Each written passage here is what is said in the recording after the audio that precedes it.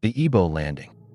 In the spring of 1803, a group of about 75 Igbo people were recently captured in what is now southeastern Nigeria. The Igbo people are one of the largest ethnic groups in Africa.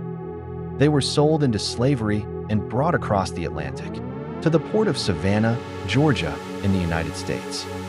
The Igbo ethnic group was known for their fierce independence and resistance to enslavement, which would soon become tragically evident.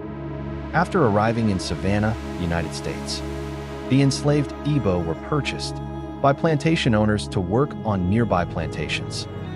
The group was loaded onto a smaller coastal vessel, the schooner York, for transport to St. Simon's Island, a barrier island off the coast of Georgia.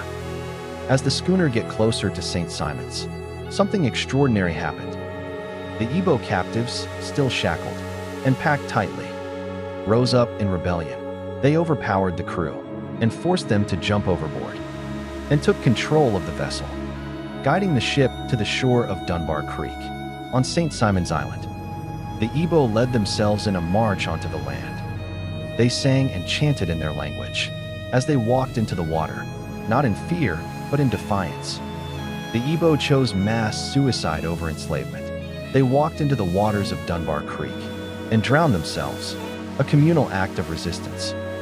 The Igbo believed that death in the water would carry their souls back to Africa. Roswell King, the overseer of the plantation, claimed that several bodies were recovered and some captives were saved, but most were lost to the water. The story of the Igbo Landing was passed down orally through Gullah Geechee communities, descendants of enslaved Africans living in the coastal southeast U.S. Over time, it became legend. The Igbo Landing remains one of the most powerful symbols of collective resistance to slavery in U.S. history. If you are not following this page, you might never see us again. But if you are, congratulations.